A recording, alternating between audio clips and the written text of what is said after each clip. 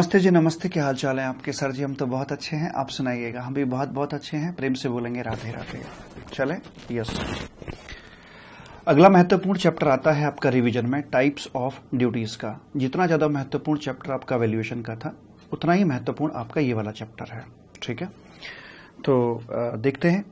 पिछले चैप्टर में हमने वैल्यू कैलकुलेट करना सीख लिया था। वैल्यू कैलकुलेट करने के बाद अगला नंबर आता है ड्यूटीज को कैलकुलेट करने का। तो वो कैसे कैलकुलेट करेंगे, कौन कौन सी ड्यूटीज होती हैं और उनके रेट्स कहाँ कहाँ से आएंगे और कौन कौन सी वैल्यू पर ये ड्यूटीज अपनी कैलकुलेट करी जाएंगे। सबसे पहले बात करते हैं यहां पर आकर कस्टम एक्ट 1962 के द्वारा बीसीडी को इम्पोज किया जाता है। कस्टम टैरिफ एक्ट के द्वारा ये एडिशनल ड्यूटीज आपकी इम्पोज की जाती हैं, जिसके नाम लिए जाते हैं सीवीडी 31, सीवीडी 33, सीवीडी 35, सीवीडी 37 जो आईजीएसटी के रूप में है, 39 जो कि कॉम्पनसेशन सेस है, और उसके बाद फिर आपकी और भी कुछ एक ड्यूटीज आती है, जैसे कि प्रोटेक्टिव ड्यूटी हो गई, सेफ गार्ड ड्यूटी हो गई, सीवीडी ऑन सब्सिडाइज्ड आर्टिकल हो गई, एंटी डंपिंग ड्यूटी हो गई, और साथ में आपका होता है ये सोशल वेलफेयर सरचार्ज, शॉर्ट में बोले तो SWS के नाम से इसको जाना जाता है। ठीक है, तो यहां पर आकर मैं सबसे पहले आपको बताऊं, ये आपका सेक्शन नंबर 2 यहां पर दिया हुआ है और आगे एक सेक्शन नंबर 5 भी दे रखा है। ये सेक्शन नंबर 2 और 5 जो है आपके ये कस्टम टैरिफ एक्ट के सेक्शन है, ध्यान दीजिएगा।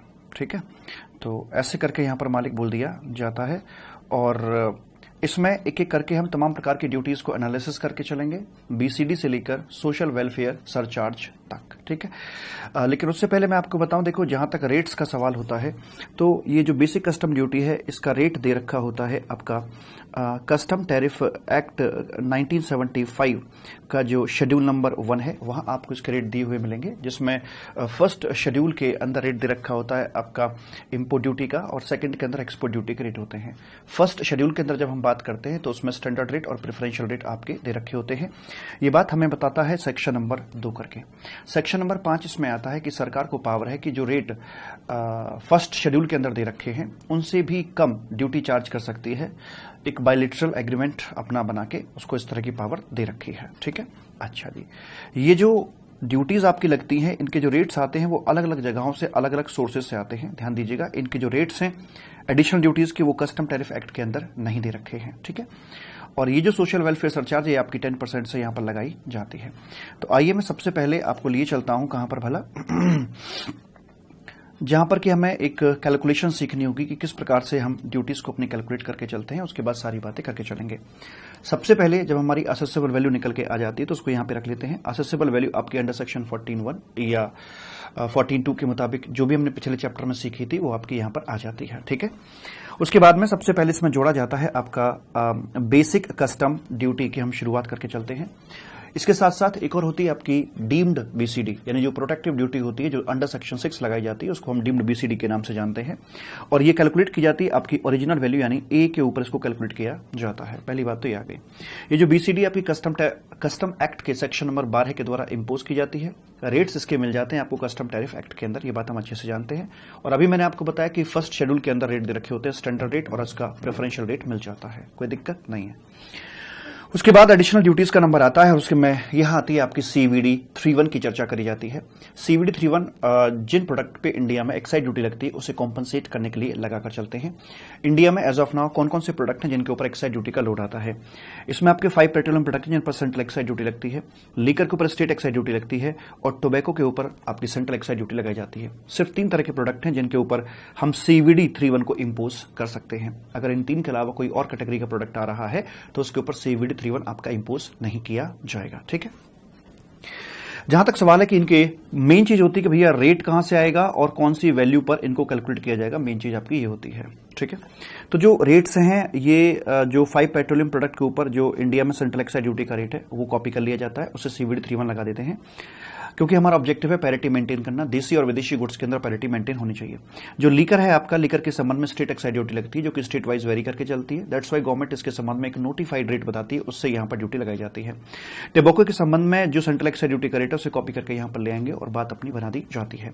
जहां तक सवाल है वैल्यू का, तो इसके लिए थोड़ा सा अलग से हमें जाना पड़ता है। वैल्यू के लिए आपको आपको यहां पर आना पड़ेगा और यहां पर हम लिखते हैं कि अगर, हालांकि जो मैं बताने जा रहा हूं ये थियोरेटिकली चीजें खत्म हो चुकी हैं, ये तब ज्यादा वैलिड थी जब आपका सेंट्रल एक्साइज लॉ पूर्णतया जिंदा था, लेकिन बातें थियोरेटिकल है, आज भी दे रखी है, पढ़ने तो पढ़ेंगे ही, कि अगर जो प्रोडक्ट आप इंपोर्ट कर रहे हो, अगर वो product under section 3(2) of central excise act में फॉल करता है तो CVD 3(1) कैलकुलेट करने के लिए असेसेबल वैल्यू फॉर CVD 3(1) जो लेकर चलेंगे वो होगी हमारी टैरिफ वैल्यू, जो कि एक्साइज के नियमों के मुताबिक फिक्स करी जाती है। ठीक है। दूसरा, अगर जो प्रोडक्ट इंडिया के बाहर से आप इंपोर्ट करते हो, अगर वो section 4A of central excise act के अंदर आता है तो वहां पर वैल्यूएशन बता रखा उन्होंने कि जो भी MRP होती है उसमें से हम एक नोटिफाइड परसेंट जो कि प्रीफिक्स होती है उसको माइनस कर देते हैं, माइनस करने के बाद जो आता है उसे असेसेबल वैल्यू बोल दिया जाता है। लेकिन एज ऑफ नाउ में, जैसा कि मैंने आपको बताया, प्रैक्टिकली इनकी रेलिवेंसी नहीं रहेगी, बस थियोरेटिकली आपके पढ़े हुए हैं। इसको बोल देते हैं अबेटेड MRP। अबेटेड MRP के ऊपर हम अपना CVD 3(1) कैलकुलेट करके चलते हैं। और अगर ऐसा कुछ इंडिकेशन नहीं दे रखा है तो जो हमारा यहां पर निकल के आ रहा था आपका ये टोटल ए जो आ रहा था, यानी कि BCD और प्रोटेक्टिव ड्यूटी को ऐड करने के बाद ये वाला जो टोटल था, इसके ऊपर हम अपना CVD 3(1) कैलकुलेट करके चलते हैं। ठीक है। आगे आता है फिर आपका सोशल वेलफेयर सरचार्ज। ये सीक्वेंस आपको मेंटेन करके चलना होगा। ध्यान दीजिएगा, CVD 3(1) अगर इंपोजेबल है तो ही आएगी, अदरवाइज स्किप हो जाएगी। ठीक है। यहां पर आता है सोशल वेलफेयर सरचार्ज। नॉर्मली ये 10% से लगाया जाता है, हालांकि इसकी परसेंटेज और भी है, पर आपको एग्जाम पर्पज के लिए 10% ही लगा के चलना है। ठीक है। अगर क्वेश्चन में ना भी दे रखा हो SWS का डेटा, तब भी आपको ये लगा के चलना है। ये किसके ऊपर लगाया जाएगा, इसमें अक्सर क्वेरीज आती हैं। देखिए, अगर मान लीजिए आपके इन 3 में से कोई प्रोडक्ट ला रहे हैं, अगर CVD एग्जिस्टेंस में है, फिर तो ये आपका BCD और CVD दोनों के ऊपर कंप्यूट किया जाएगा। लेकिन ये बड़े रेयर चांस होते हैं कि भाई इनमें से कोई आप इंपोर्ट कर रहे हैं, क्योंकि इसके अलावा और भी हजारों प्रोडक्ट हैं जिनको आप इंपोर्ट करते हैं। अगर इन 3 के अलावा कोई और प्रोडक्ट आप इंपोर्ट कर रहे हैं तो वहां पर CVD 3(1) एग्जिस्टेंस में होगी ही नहीं होगी तो ये आपका सोशल वेलफेयर सरचार्ज BCD वाले अमाउंट के ऊपर ही कंप्यूट कर दिया जाएगा। ठीक है। ये सब आने के बाद में आपका यहां पर आ जाता है टोटल C करके, इसको मैंने जोड़ दिया, ये टोटल C अपना आ जाता है। इसके बाद हम वैट को कॉम्पनसेट करने वाली सेंट्रल जो CVD 3(5) है, इसको यहां पर ऐड करके चलेंगे। लेकिन चूंकि आज के डेट में वेटेबल प्रोडक्ट कौन कौन से हैं, इसमें आपके 2 ही तरह के प्रोडक्ट आते हैं, 5 पेट्रोलियम प्रोडक्ट आते हैं और लिकर आता है। ध्यान दीजिए, टोबैको आपका वैट के दायरे में नहीं आता है, उस पर GST और सेंट्रल एक्साइज ड्यूटी लगाई जाती है, उस पर वैट नहीं लगता है। तो 2 ही तरह के प्रोडक्ट हैं जिनके ऊपर ये अपना निकल के आता है। तो इसका रेट कहां से आएगा, चूंकि state wise VAT rate different है, सो गवर्नमेंट ने यहाँ CVD 3(5) लगाने के लिए रेट स्पेसिफाई कर रखा और एज ऑफ नाउ जो रेट है वो 4% का यहाँ पर बता के चलते हैं। CVD 3(5) का दूसरा नाम भी है, जिसे बोलते हैं हम स्पेशल एडिशनल ड्यूटी, SAD, या स्पेशल CVD के नाम से भी इसको जाना जाता है। ठीक है। और ये जो कैलकुलेट की जाएगी आपकी, ये किस वैल्यू के ऊपर आएगी, सर जी ये टोटल जो C है अपना, यहां जो हमारे पास लेटेस्ट टोटल आ रहा था, इसके ऊपर से कंप्यूट कर दिया जाएगा।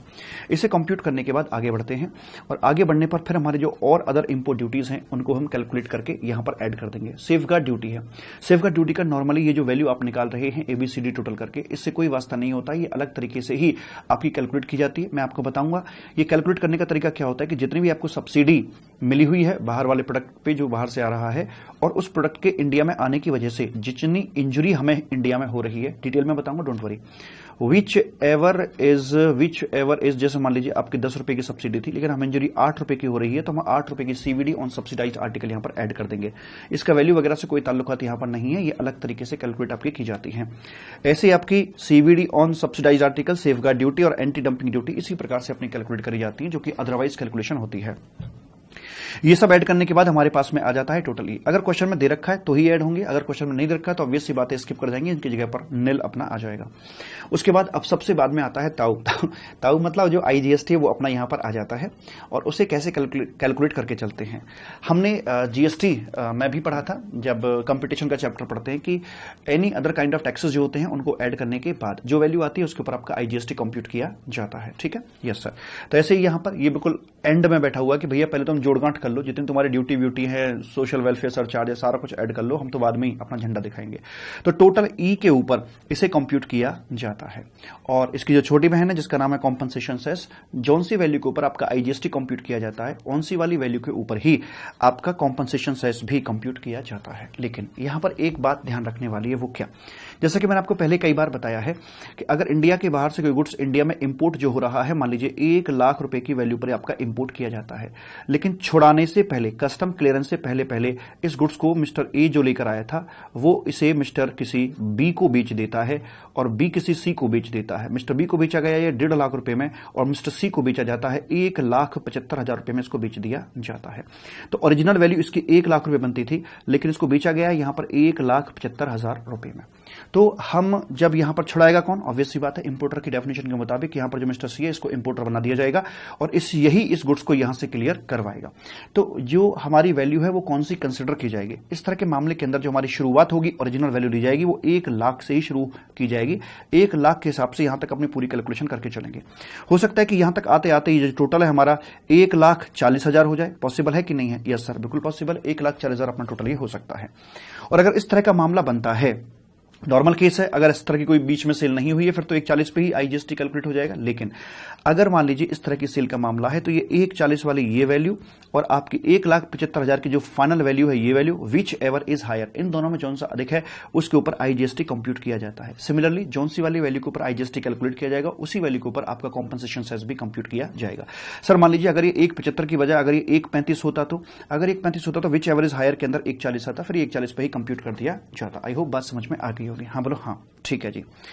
तो ये मैंने बता रखा है कौन कौन से प्रोडक्ट पे वैट लगता है, किस पे एक्साइज ड्यूटी और किस पे क्या है, वो सब मैंने आपको टेबल यहां पर दे रखी है। तो ये इसका मेन फंडा है। असल में क्वेश्चन इसी तरह का आपसे पूछा जाएगा। ठीक है, आइए इतनी बातें होने के बाद अब मैं आपको ले चलता हूं अपनी छोटी छोटी बातों की तरफ ले चलते हैं। मतलब जहां पर 1 बाय 1 हमने इन तमाम प्रकार की ड्यूटीज को किया है, देखा है। तो ये आइए जरा यहां पर, यह है आपकी बेसिक कस्टम ड्यूटी। इस पूरी की मैंने समरी बनाकर दे रखी है आपको इस तरह से। ये ऑब्जेक्टिव की बात कर रहे हैं कि भैया क्यों लगाई जाती है। भैया नॉर्मली डोमेस्टिक इंडस्ट्री को प्रोटेक्ट करना होता है, रेवेन्यू कलेक्ट करना होता है, गवर्नमेंट लगा के चलती है। लेवी की जाती है सेक्शन नंबर 12 के द्वारा और जो रेट है इसका वही स्टैंडर्ड रेट और प्रेफरेंशियल रेट की हम बात करके चलते हैं। लेकिन सेक्शन 5 के मुताबिक गवर्नमेंट को इन रेट से भी कम ड्यूटी चार्ज करने का अधिकार होता है। Assessable value, original assessable value ली जाती है, जैसे अभी मैं 1 लाख की बात कर रहा था, उसके ऊपर बीसीडी को कंप्यूट किया जाता है। ठीक है, सीवीडी 31 की बात करते हैं। ये सेंट्रल एक्साइज ड्यूटी को कॉम्पनसेट करने के लिए इसको लेवी करके चलते हैं हम। रेट जो होगा वो पिक किया जाएगा सेंट्रल एक्साइज लॉ से, जैसा कि मैंने अभी आपको बताया। कौन सी वैल्यू पर ये कैलकुलेट की जाती है वो सारी की सारी बात आपके यहां दे रखी है। अबेटेड एमआरपी पर या टैरिफ वैल्यू पर या फिर टोटल ए पर किस प्रकार से बात करी जाती है। उसके बाद में फिर हमारी चर्चा आगे आती है सीवीडी 33 यहां निकल के आती है, जहां पर हमारी पोजीशन होती है, जहां पर मैंने टेबल के अंदर सीवीडी 31 लिखा हुआ था ना, जहां पर सीवीडी 31 लिखा हुआ था वही वैल्यू के ऊपर सीवीडी आपकी 33 कंप्यूट की जाती है। हाउएवर सीवीडी 33 अपना एग्जिस्टेंस खो चुकी है। ठीक है, तो as of now it is not relevant, आप इसे काटा भी मार सकते हैं। उसके बाद में आगे बढ़ते हैं। सीवीडी 35 4% के हिसाब से आज की डेट में आपकी लगाई जाती है। वैट, ऑक्ट्रॉय, सीएसटी वगैरह जो वेटेबल प्रोडक्ट है उनको कॉम्पनसेट करने के लिए लगाई जाती है और टोटल जो सी अभी मैंने आपको दिखाया था उसके ऊपर इसे कंप्यूट किया जाता है। एक और बात बताऊं, सीवीडी 35 का रिफंड भी अवेलेबल होगा, लेकिन इसका स्कोप बहुत छोटा सा है क्योंकि ये सिर्फ आपके 2 ही प्रोडक्ट के ऊपर एप्लीकेबल होती है। तो उनके केस में सीवीडी 35 का रिफंड भी पॉसिबल है। वो कैसे भला, देखिए इंडिया के बाहर से आप गुड्स इंपोर्ट करते हैं और पोर्ट पर आकर अपनी सीवीडी 35 का पेमेंट आप कर देते हैं। फिर आप अगर रजिस्टर्ड बनते हैं तो ऑब्वियस सी बात है इस गुड्स को क्लियर कराने के बाद इंडिया में सेल करेंगे। सेल करने पर आप वैट का पेमेंट करेंगे और वैट आप स्टेट गवर्नमेंट को पे कर देंगे। जब आप स्टेट गवर्नमेंट को वैट का पेमेंट कर देते हैं तो फिर आप एलिजिबल हो जाते हैं अपनी सीवीडी 35 जो भी आप पे करके आए थे उसका रिफंड कस्टम डिपार्टमेंट से मांगने के लिए। लेकिन ये रिफंड मांगने की जो प्रक्रिया है आप 1 साल के भीतर भीतर उनसे रिफंड मांग लीजिएगा। जो भी रेलिवेंट आपके दस्तावेज हैं उन दस्तावेज को वहां पर जाकर दे दीजिएगा और उसके आधार पर फिर आपको यहां पर रिफंड जो भी आपका बनता था वो दे दिया जाएगा। लेकिन 1 साल के भीतर भीतर ये काम आपको करना होगा। जब आपने इसे छुड़ा कर लाए थे इंपोर्ट ड्यूटी भर के, वहां से 1 साल के भीतर भीतर आपको ये रिफंड क्लेम करना होता है। ठीक है, is it okay? Yes sir. उसके बाद आपका ये आ गया जी यहां पर सीवीडी 37 जो कि आईजीएसटी को यहां पे लगा के चलते हैं। हम अच्छे से जानते हैं कि जो आईजीएसटी का सेक्शन नंबर 5 है, जो आईजीएसटी का हमारा सेक्शन नंबर 5 आता है ना मालिक, वो इस बारे में उसमें एक प्रोवाइजो दे रखा था। उसमें बोल रखा था कि जो आईजीएसटी और इंपोर्ट ऑफ गुड्स होता है उसका लालन पालन पोषण जो भी काम है वो सब के सब कस्टम टैरिफ एक्ट वाले ही करके चलेंगे। और यहां पर सेक्शन 3 सब सेक्शन 7 है जो इस प्रकार की भूमिका को अदा कर रहा है। तो चूंकि डोमेस्टिक गुड्स के ऊपर जीएसटी लगता है इसलिए इंपोर्टेड गुड्स के ऊपर हम आईजीएसटी लगा के चलेंगे to maintain the parity between the domestic and foreign goods. ये आपकी लेवी की जाती है। सेक्शन नंबर 5 ने पावर दी थी यहां पर आकर और यहां 37 के अंदर इसको लेवी कर दिया जाता है। और जो 39 है वो आपकी कॉम्पनसेशन कॉम्पनसेशन सेस को लेवी करके चलती है अगर उस प्रोडक्ट के ऊपर कॉम्पनसेशन सेस बनती है तो रेट जो होगा वही अपना नॉर्मल रेट 5, 12, 18, 28 जो भी बनता है उसके हिसाब से लगाई जाएगी। और कौन सी वैल्यू पे कैलकुलेट की जाएगी, अभी मैंने आपको बताया, जो फाइनली एट द एंड सारी ड्यूटीज कैलकुलेट करने के बाद जो वैल्यू आती है वो। और अगर हाई सी सेल का मामला है तो it will be compared with the last sale price whichever is higher, उसके ऊपर से कंप्यूट किया जाता है। सिमिलरली जो आपका 39 है कॉम्पनसेशन सेस, ये फॉलो करती है आईजीएसटी के पैटर्न को, जो सी वैल्यू के ऊपर आईजीएसटी लगता है उसी वैल्यू के ऊपर ही लगती है। कॉम्पनसेशन सेस चुनिंदा आर्टिकल्स के ऊपर ही लगाई जाती है। तो अगर आप वैसा वाला आर्टिकल इंपोर्ट कर रहे हैं इंडिया के बाहर से, जैसे टोबैको के ऊपर कॉम्पनसेशन सेस लगता है, तो इस तरह के आर्टिकल को जब इंपोर्ट करेंगे तो वहां पर आपका ये वाली ड्यूटी लगा दी जाती है, यानी ये वाला सेस लगा दिया जाता है। ठीक है, यहां पर मैंने कुछ इलस्ट्रेशन दे रखे हैं, क्वेश्चंस अपने कराए हैं प्रैक्टिस के लिए, बातों को समझने के लिए, तो अब फिलहाल इनकी आवश्यकता यहां पर नहीं है। उसके बाद में ये सीवीडीज का चक्कर खत्म होने के बाद हमारे पास और हमारी ड्यूटीज आ जाती हैं, जिसमें सेक्शन 6 के अंदर आती है हमारी प्रोटेक्टिव ड्यूटी। हालांकि मैंने सभी को डिटेल में यहां पर एनालिसिस कर रखा है, प्रॉपर तरीके से अच्छे से बता रखा है, हर एक ड्यूटी के बारे में पूरा डायग्रामेटिकली और साथ में थ्योरी के साथ बताया है। और एग्जाम दृष्टि को ध्यान में रखते हुए मैंने इसको फाइनली एक चार्ट के अंदर भी समराइज कर दिया है। जहां चैप्टर की शुरुआत होती है वहीं पर आपका ये चार्ट बना हुआ है, बाकी ड्यूटीज आप इस टेबल से, इस चार्ट से यहां पर देख सकते हैं। ये रही आपकी यहां पर प्रोटेक्टिव, क्या है, ये रही आपकी अरे बड़वक क्या कर रहा है रे, ये प्रोटेक्टिव ड्यूटी आपकी यहां पर आ जाती है, सेफगार्ड ड्यूटी है, ये आपकी सीवीडी ऑन सब्सिडाइज्ड आर्टिकल, और ये आपकी एंटी डंपिंग ड्यूटी यहां पर आती है। वन बाय वन देखकर चलते हैं। जो आपकी प्रोटेक्टिव ड्यूटी होती है ये क्यों लगाई जाती है, ये बेसिकली ड्यूटी लगाई तो नहीं जानी चाहिए, ये बस एडिशनल लेयर है। हम इस तरह की ड्यूटीज को तब लगाकर चलते हैं जब विदेशी गुड से हमें कोई किसी प्रकार की इंजरी होने वाली होती है तो लगाई जाती है। लेकिन प्रोटेक्टिव ड्यूटी का ऐसा कोई रीजन नहीं है। वो कहती है जब सरकार को लगे कि भाई ठीक है खजाने खाली हो गए हैं तो ये प्रोटेक्टिव ड्यूटी को लगाया जा सकता है। ये precaution is better than cure, इस मुद्दे को ध्यान में रखते हुए काम करके चलती है कि भैया ये थोड़ा ना कि अब चोट लग जाएगी तब इलाज करेंगे, चोट लगे ही ना, कुछ इस प्रकार की बात हम करके चल सकते हैं। इस पैटर्न पर ये है। यहां प्रोविजनल ड्यूटी लगाने का कोई कॉन्सेप्ट नहीं आता है। और जहां तक सवाल है पीरियड ऑफ इंपोजिशन, कब तक ये ड्यूटी आपकी काम करेगी, तो देखिए जो बाकी ड्यूटीज हैं वो इंजरी की वजह से लगाई जाती है और जब तक इंजरी ठीक नहीं होती वो तब तक लगी रहती हैं। लेकिन यहां तो बिना किसी इंजरी के लगाई जा रही है, तो इसलिए कोई टाइम पीरियड सेट नहीं किया है, तो जितना गवर्नमेंट को लगेगा तब तक प्रोटेक्टेड ड्यूटी को ये लागू करके चल सकते हैं। अमाउंट क्या होगा, अमाउंट जो सरकार बताएगी, और सरकार को बताता है टैरिफ कमीशन, तो जो टैरिफ कमीशन रिकमेंडेशन देगा सरकार उससे ज्यादा की ड्यूटी नहीं लगा सकती है। अदर स्पेसिफिक पॉइंट ये निकल के आते हैं कि इस ड्यूटी को हम डीम्ड बीसीडी के नाम से बुलाकर चलते हैं। तो जौन सी वाली वैल्यू के ऊपर आपकी बीसीडी कैलकुलेट की जाती है उसी वाली वैल्यू यानी के ऊपर, यानी ओरिजिनल वैल्यू के ऊपर ही आपकी प्रोटेक्टिव ड्यूटी कैलकुलेट करी जाएगी। आगे बात करते हैं इसमें सेफगार्ड ड्यूटी की, जो कि आपके सेक्शन 8बी के द्वारा बताई जाती है। क्यों लगाते हैं सेफगार्ड ड्यूटी, जब हमें लगता है कि इंडिया के बाहर से आने वाला प्रोडक्ट भारी मात्रा में इंडिया में आ रहा है जिसकी वजह से डोमेस्टिक इंडस्ट्री को इंजरी हो गई है या हो सकती है, तो आपकी ये वाली ड्यूटी लगा दी जाती है। क्या ये ड्यूटी प्रोविजनल बेस पे लगती है? जी हाँ, ये ड्यूटी आपकी प्रोविजनल बेस पर लगाई जाती है और इसका जो प्रोविजनल पीरियड होता है वो 200 डेज का होता है। बताना होता है 200 डेज के अंदर कि भाई क्या जो डोमेस्टिक इंडस्ट्री को इंजरी, ओ भाई साहब इधर, जो डोमेस्टिक इंडस्ट्री को इंजरी हो रही है, क्या इस इंजरी की वजह इंपोर्टेड गुड्स का भारी मात्रा में आना यही कारण है या कारण कुछ और है? तो अगर यही कारण निकल के आता है तो गवर्नमेंट इस ड्यूटी को फाइनलाइज कर देती है। और अगर रिपोर्ट नेगेटिव आती कि नहीं भैया डोमेस्टिक इंडस्ट्री को जो इंजरी हो रही है उनके अपने कुछ इंटरनल रीजंस हैं, इसके पीछे इंपोर्टेड गुड्स को दोष देने की आवश्यकता नहीं है, तो फिर ड्यूटी आपकी नहीं लगाई जाएगी और जो प्रोविजनल ड्यूटी ली गई थी उसको रिफंड कर दिया जाएगा। बात यहीं पर खत्म हो जाएगी। तो 200 दिन के लिए लगाई जाती है मैक्सिमम, या तो 200 दिन में बता दो कि रिपोर्ट क्या है, नहीं बता पाओगे तो ऐसे मानेंगे कि रिपोर्ट आपकी नेगेटिव है और प्रोविजन ड्यूटी को हटा दिया जाएगा। ठीक है। पीरियड ऑफ इंपोजिशन, कब तक इसे लगाकर चलेंगे? अब देखिए कोई भी चोट लग जाती है तो उस पर सबसे पहले फर्स्ट एड दी जाती है। फर्स्ट एड के बाद अगर गंभीर चोट है तो प्लास्टर उस पर चढ़ाया जाता है। और प्लास्टर कितने समय तक रहता है? नॉर्मली मान लीजिए डॉक्टर ने कहा कि भाई 4 महीने चढ़ाओ, लेकिन 4 महीने में अगर चोट ठीक नहीं होती है तो फिर उसको और एक्सटेंड कर दिया जाता है।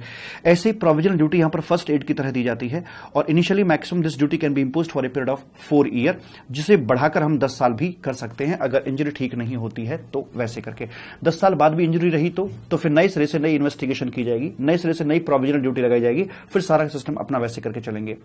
डॉक्टर जब दवाइयां देता है, किसी को चोट लग जाती है तो शुरू में पेन किलर हैवी देता है क्योंकि शुरू में पेन ज्यादा होता है और ओवर द पीरियड वो दवाइयों की डोज को हल्का करता जाता है।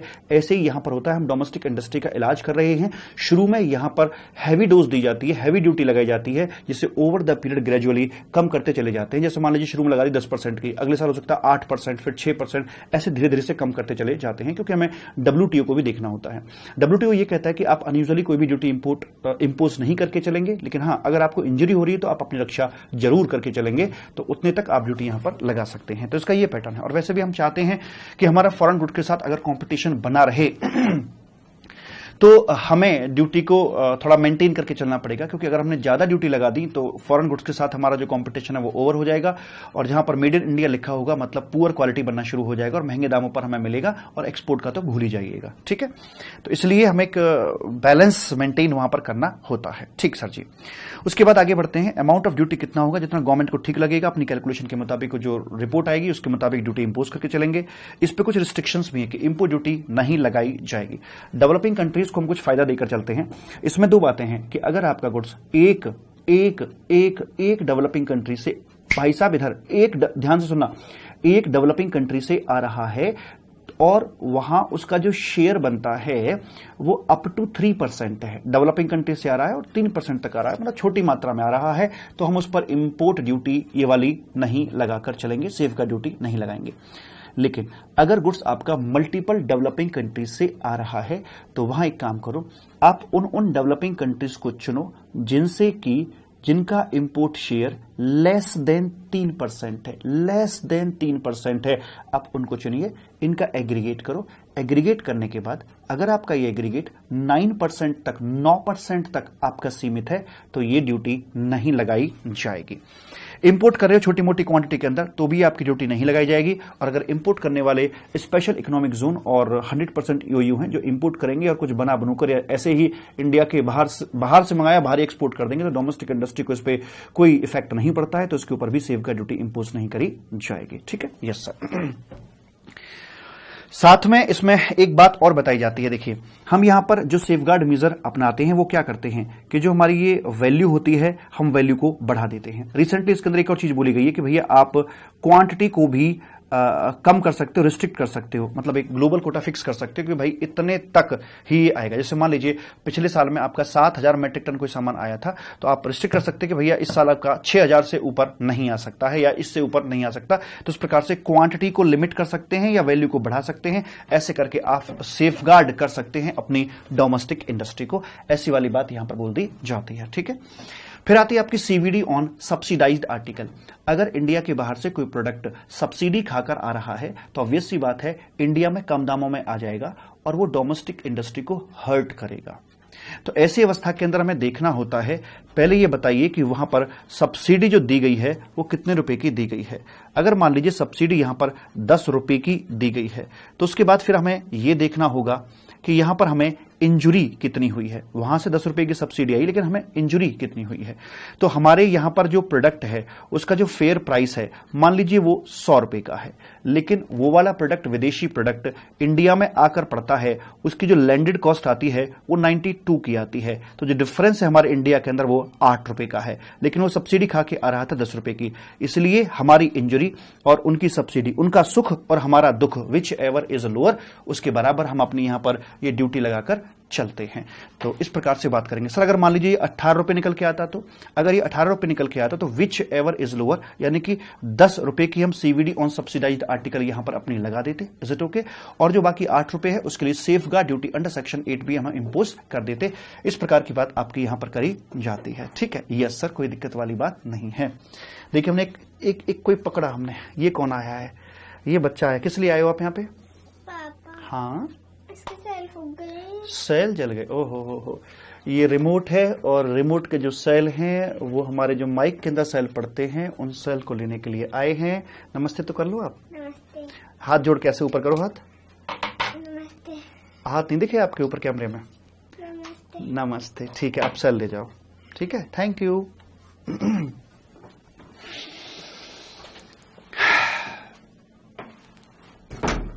चले, यस। तो आगे हमारी बात यहां पर निकल के आती है। तो ये हमारी इस प्रकार से ड्यूटी इंपोज करी जाती है जिससे कि हम अपनी डोमेस्टिक इंडस्ट्री को प्रोटेक्ट प्रॉपर तरीके से कर सकें। आगे क्या बोलते हैं, क्या ये ड्यूटी प्रोविजनल बेस पे लगाई जा सकती है? जी हाँ, बिल्कुल प्रोविजनल बेस पे ड्यूटी को लगा सकते हैं हम। और कितना प्रोविजनल पीरियड रहेगा? जितना भाई जब तक ये चीज कंक्लूड नहीं हो जाती कि क्या इंजरी है क्या सब्सिडी है। क्योंकि यहां पर होता क्या है कि सब्सिडी कितनी लगी हुई है या कितनी दी गई है पर यूनिट, इसके लिए हमारा जो मंत्रालय है वो विदेशी मंत्रालय को बोलता है कि भैया पता करके बताओ क्या स्थिति है, तो वहां से रिपोर्ट आती है विदेश से, तो पता नहीं कितना समय लगे कितना नहीं लगे, तो इसलिए कहते हैं कि जब ठीक है, जब तक ये कंक्लूड नहीं हो जाता तब तक इसको प्रोविजनल बेस पर रख के चलेंगे। और जब ये चीज आपकी फाइनलाइज हो जाती है तो initially it can be imposed for a maximum period of 5 year, जिसे एक्सटेंड करके हम 10 साल तक ला सकते हैं। प्रेम से बोलेंगे राधे राधे। ठीक है राधे?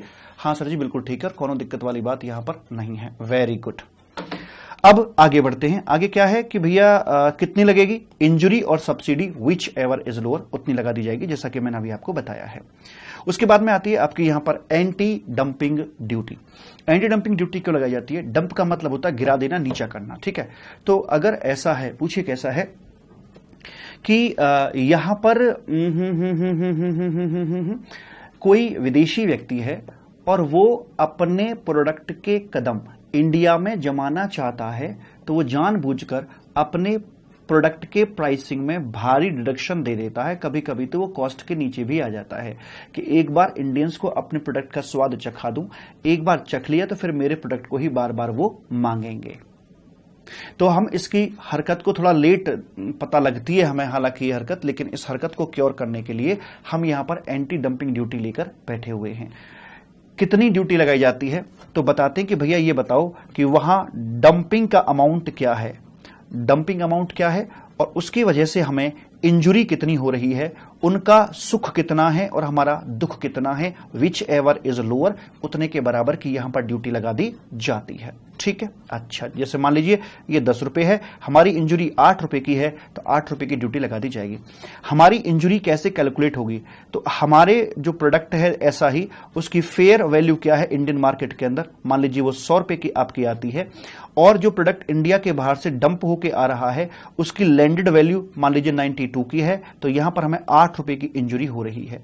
ये डंपिंग का अमाउंट कैसे निकालते हैं? डंपिंग अमाउंट निकालने के लिए हमें देखना पड़ेगा वो जो प्रोडक्ट विदेशी गुड्स है उसका विदेशी जमीन पर, कौन सी जमीन पर, ध्यान दीजिए ओ भाई साहब इधर, उसका विदेशी जमीन पर, विदेशी, सीधे बैठ जाओ पहले तुम लेट कर मतलब बैठ कर देखते हो, बेड पर बैठ कर देखते हो और पता नहीं कब लंबे हो जाते हो, पता ही नहीं चलता, तुम्हें खुद पता नहीं चलता, सीधे बैठो। तो विदेशी जमीन पर उसका प्राइस क्या है वो आपका यहां पर आ जाता है, बिल्कुल ठीक है जी। एंड और उसमें से वो एक्चुअल में इंडिया के लिए कितने में एक्सपोर्ट किया गया है, इन दोनों को, मतलब उसका असल प्राइस क्या है और कितने में उसे निकाला जा रहा है। तो मान लीजिएगा उसका असल प्राइस था सपोज करो 100 का और ये आपका 90 का था, तो ये 10 रुपए का यहां पर प्राइस डंप किया जा रहा है। ये जो विदेशी जमीन पर प्राइस है इसका मतलब क्या है? इसका मतलब है लाइक वहां पर डोमेस्टिक मार्केट के अंदर उसका प्राइस क्या है डोमेस्टिक सेल के लिए।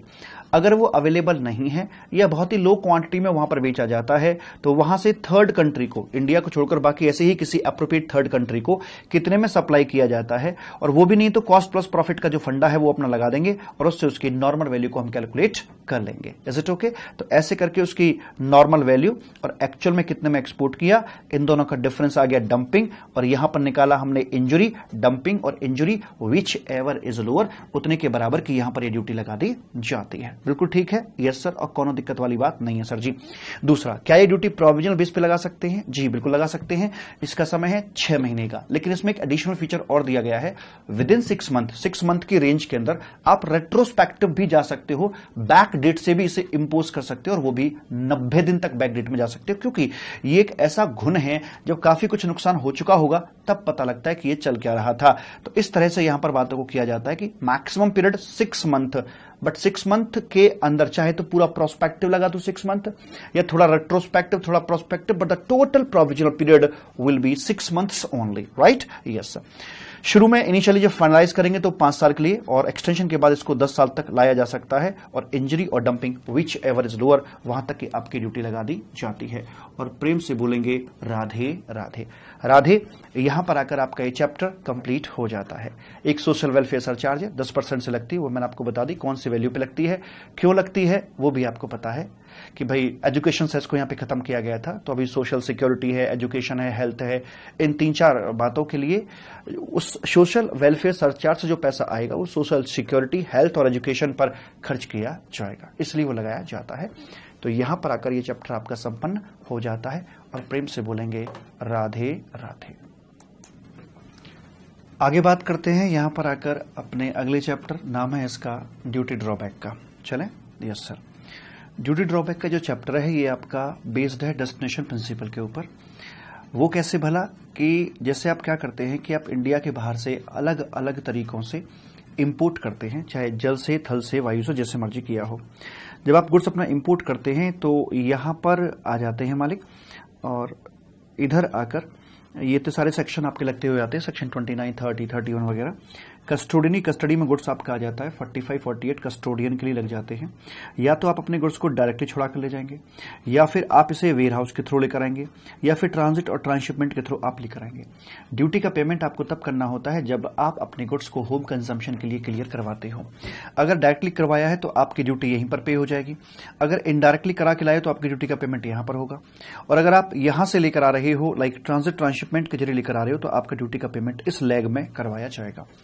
एक बार इंपोर्ट करने के बाद फिर आप अपने गुड्स को यहां से अगर एक्सपोर्ट कर देते हो, तो एक्सपोर्ट करने की वजह से चूंकि गुड्स आपका इंडिया के अंदर कंज्यूम नहीं हुआ है, तो ऑब्वियस सी बात है अब इंडिया में जितनी भी ड्यूटी आपकी कलेक्ट कर ली गई है वो आपको यहां पर रिफंड दे दी जाएगी। दूसरा, अगर वेयर हाउस से आप डायरेक्ट ही एक्सपोर्ट कर देते हैं तो उस समय तक इंपोर्ट ड्यूटी आपकी कलेक्ट नहीं हुई थी और ना ही वो आपसे कलेक्ट अब करी जाएगी। ठीक है, तो यहां पर आपको पूरा का पूरा बेनिफिट मिल जाता है, आपको ड्यूटी का पेमेंट करना ही नहीं होता। लेकिन एक बार छुड़ाने के बाद फिर आप उसे एक्सपोर्ट कर रहे हो तो वहां पर आपकी ड्यूटी का रिफंड मिलेगा। ड्यूटी के रिफंड को ही हम ड्यूटी ड्रॉबैक के नाम से जानते हैं। अब जो आप एक्सपोर्ट करते हैं उसके अलग अलग कैटेगरीज में कर सकते हैं। आप उसे एक्सपोर्ट एज सच कर सकते हैं, आप उसे एक्सपोर्ट आफ्टर यूज कर सकते हैं, या फिर आप उसे एक्सपोर्ट आफ्टर मैन्युफैक्चरिंग कर सकते हैं।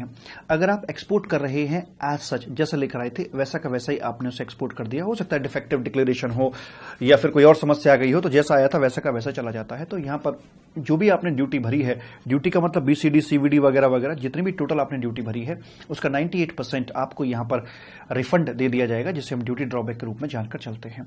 लेकिन अगर आपने थोड़ा यूज कर लिया है, यूज करने के बाद एक्सपोर्ट कर रहे हैं, यानी कि कंजम्पशन बेस्ड टैक्स की बात करी जाती है, तो जितना तक यहां यूज हो गया ड्यूटी यहां रहेगी, जितना तक यूज नहीं हुआ बैलेंस लाइफ के लिए जो आपकी ड्यूटी बनती थी प्रोपोर्शनेटली वो आपको वापस कर दी जाएगी। इसके लिए प्रॉपर तरीके से फॉर्मूला दे रखा है, मैं आपको बताऊंगा, पर इतना ध्यान रखेंगे जितना जितना यूसेज आपका बढ़ता जाएगा ड्यूटी ड्रॉबैक का अमाउंट उतना कम होता चला जाएगा, और ये एक दिन इतना बढ़ जाएगा कि ड्यूटी अमाउंट आपका बिल्कुल जीरो में मिल जाएगा, ड्रॉबैक वाला अमाउंट। उसके बाद अगर आप इंडिया के बाहर से सपोज करो आपने रबर इंपोर्ट कर रखी है और आप उससे टायर बनाते हैं, तो आपने जो ड्यूटी का पेमेंट किया होगा वो रबर के ऊपर किया होगा, और आप एक्सपोर्ट कर रहे हैं टायर, तो सरकार आपको किस चीज का रिफंड देने वाली है? जो आपके टायर हैं उन टायर के अंदर जो रबर लगी हुई है उस रबर पर आपने जो इंपोर्ट ड्यूटी भरी थी उसका रिफंड आपको मिलने वाला है। लेकिन टायर की शक्ल देखकर यह नहीं बताया जा सकता कि इसके अंदर कितनी रबर लगी हुई है, इसलिए सरकार यहां एक्चुअल इंपोर्ट ड्यूटी पर बेस्ड होकर आपको ड्यूटी ड्रॉबैक नहीं देती, बल्कि यहां पर स्टैंडर्ड तरीके से आपको एक फिक्स्ड परसेंटेज के हिसाब से आपको ड्यूटी ड्रॉबैक दिया जाता है, और वो फिक्स परसेंटेज आपकी कैलकुलेट की जाती है आपके एक्सपोर्ट प्रोडक्ट की एफओबी के ऊपर, या कभी कभी क्वांटिटी बेस्ड भी रेट यहां पर फिक्स कर दिए जाते हैं। जैसे मान लीजिए आपको बोल दिया कि भैया एक जोड़ा टायर अगर आप एक्सपोर्ट करोगे तो आपको 200 रुपए का यहां पर रिफंड दे दिया जाएगा, वैसे करके। ठीक है जी, तो क्वांटिटी बेस्ड या वैल्यू बेस्ड आपके रेट फिक्स किए जा सकते हैं, और इन्हीं फिक्स्ड रेट को हम बुलाते हैं all industry rate, AIR, brand rate यानी कि स्पेशल रेट हो गया, और एक होता है special brand rate. Brand rate मतलब tailor made rate, brand rate मतलब टेलर मेड रेट। अगर किसी प्रोडक्ट का ऑल इंडस्ट्री रेट यानी स्टैंडर्ड रेट अवेलेबल नहीं है ड्यूटी ड्रॉबैक का, तो उसके लिए स्पेशली ब्रांड रेट जो कि एक टेलर मेड रेट होता है वो कैलकुलेट करवाया जाता है। और एक होता है आपका स्पेशल ब्रांड रेट, वो तब आता है जब आप ये दावा ठोकते हो कि आप हमें AIR से जो रिफंड दे रहे हो वो हमारे एक्चुअल में जो टैक्स भरे हैं उसके 80% से भी कम दे रहे हो, तो वहां पर special brand rate on request calculate करवाया जाता है। ध्यान दीजिएगा, ब्रांड रेट तब आ रहा है जब AIR नहीं है उस प्रोडक्ट का, और स्पेशल ब्रांड रेट कब आ रहा है? AIR है तो सही पर वो कम है, उस केस में आपका स्पेशल ब्रांड रेट तैयार करवाया जाता है। प्रेम से बोलेंगे राधे राधे। ठीक है, तो इस प्रकार की बात करते हैं। यहां पर आपकी लिस्ट ऑफ द सेक्शंस की अगर मैं बात करके चलूं तो सेक्शन नंबर 74 से लेके आपके सेक्शन नंबर 76 तक जाते हैं। 74(1) में आता है एक्सपोर्ट एज सच करते तो उसके प्रोविजन सेक्शन 74(1) में है। एक्सपोर्ट आफ्टर यूज करते हैं तो आपके जो प्रोविजन है सेक्शन नंबर 74 सब सेक्शन 2 के अंदर दे रखे हैं। यहां पर बात करता है अगर मैन्युफैक्चरिंग करने के बाद एक्सपोर्ट करते हैं सेक्शन 75(1) में मिलेंगे। सेक्शन 75(2) और सेक्शन 76 ये राहु और केतु हैं, यानी ड्यूटी ड्रॉबैक के ऊपर ही रिस्ट्रिक्शंस अपनी लगाकर चलते हैं, प्रतिबंध लगाकर चलते हैं कि इन अवस्थाओं में अगर आप घिर गए तो फिर आपको ड्यूटी ड्रॉबैक अवेलेबल नहीं करवाया जाएगा। और सेक्शन 75 इंटरेस्ट की बात करेगा कि ड्यूटी ड्रॉबैक सरकार की तरफ से डिले हुआ तो ब्याज कितना, और अगर हमें मिल गया है और किसी कारणवश हमसे रिकवरेबल बनता है तो फिर वहां पर आपको ड्यूटी ड्रॉबैक भला किस हिसाब से दिया जाएगा, उसका जो ब्याज बनेगा वो किस हिसाब से दिया जाएगा उसकी बात करके चलता है। ठीक है, यस सर। और यहां पर आपके जो सेक्शन नंबर 75(1) है इसके संबंध में कुछ एक ड्यूटी ड्रॉबैक के रूल्स भी अपने दे रखे हैं, हालांकि बहुत ज्यादा इंपॉर्टेंट आपके रूल्स नहीं है बट स्टिल दे रखे हैं। आइए आगे बात करते हैं। यहां पर हमारा एक डायग्राम आता है, मुख्य डायग्राम आता है, जहां पर हम बात कर रहे हैं सेक्शन नंबर 74 को लेकर। इसमें दोनों आ जाते हैं, सेक्शन नंबर 74(1) भी आ जाता है, एज सच वाला भी, और आफ्टर यूज वाला भी यहां पर आ जाता है। ठीक है, और इधर बात कर रहे हैं सेक्शन 75 सब सेक्शन 1 की, जिसमें एक्सपोर्ट करते हैं आफ्टर हम यूज, आफ्टर मैन्युफैक्चरिंग। ठीक है जी।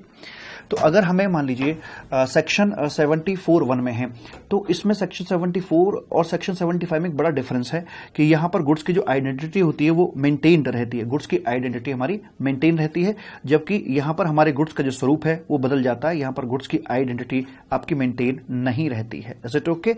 Yes sir. और कोनो दिक्कत वाली बात सर जी यहां पर नहीं है, क्योंकि यहां रबड़ से आपका टायर बन जाता है, इसलिए ऐसा यहां पर बोला जा रहा है। तो सेक्शन 74 में आपको ड्यूटी ड्रॉबैक का रिफंड पाना है तो आपको कुछ कंडीशंस क्वालिफाई करनी पड़ती है। नंबर 1, आपने गुड्स इंडिया के बाहर से इंपोर्ट, ओ भाई साहब इधर, आपने गुड्स इंडिया के बाहर से इंपोर्ट किया हो और उस पर इंपोर्ट ड्यूटी भरी हो। पहले ड्यूटी तो भरी हुई हो तभी तो ड्यूटी ड्रॉबैक की बात करोगे। अगर आप डायरेक्ट वेयर हाउस एक्सपोर्ट कर रहे हैं तो वहां पर आपको ड्यूटी भरनी ही नहीं पड़ती, तो वहां पर ड्यूटी ड्रॉबैक का नंबर ही नहीं आएगा। तो पहले इंपोर्ट किया हो और इंपोर्ट ड्यूटी आपने भर दी हो। नंबर 2, आपने उसे एक्सपोर्ट किया हो। एक्सपोर्ट कैसे भी कर सकते हैं, कोई दिक्कत नहीं है। नॉर्मल एक्सपोर्ट किया हो, एज बैगेज किया हो, एज पोस्ट किया हो, उससे कोई दिक्कत नहीं आने वाली। एक्सपोर्ट विद इन कितने समय में कर दिया हो, 2 साल plus extension. Extension need based है, जितनी आवश्यकता होगी सरकार यहां पर आपको दे देगी। और फॉरेन करेंसी लाने की यहां पर कोई मैंडेटरी कंडीशन नहीं है। और सबसे महत्वपूर्ण बात कि गुड्स आपका आइडेंटिफाइबल होना चाहिए, ये दिख जाए, ये प्रूफ हो जाए कि हाँ ये वही गुड्स है जो पहले कभी इंडिया के बाहर से आपने इंपोर्ट किया था। अगर ये कंडीशन आप क्वालिफाई करके चलते हैं तो फिर हम ड्यूटी ड्रॉबैक देने की आपसे बात करके चलेंगे। तो वहां पर फिर अगला क्वेश्चन ये पूछा जाता है कि भैया अब ये बता दो जरा, अब हमें अरे क्या यार, अब हमें आप यहां पर ये बता दीजिए कि आप एक्सपोर्ट एज सच कर रहे हैं या आफ्टर यूज कर रहे हैं। अगर एज सच कर रहे हैं तो 98% का आपको ड्यूटी ड्रॉबैक दे दिया जाएगा, और अगर आफ्टर यूज कर रहे हैं तो वहां पर 3 प्रकार की बातें कर दी जाती हैं। पहली बात, कुछ प्रोडक्ट के केस में आपको ड्यूटी ड्रॉबैक अलाउ ही नहीं किया जाएगा। Wearing apparels, tea chests, exposed cinematography film, photography film, paper plates, X-ray sheets etcetera, इनमें नो मीन्स नो होता है, कोई ड्यूटी ड्रॉबैक नहीं मिलेगा, क्योंकि बेसिकली वन टाइम यूजेबल चीजें होती हैं। एग्जॉस्टिव लिस्ट है, इसके अलावा और कोई आइटम यहां पर नहीं आता है।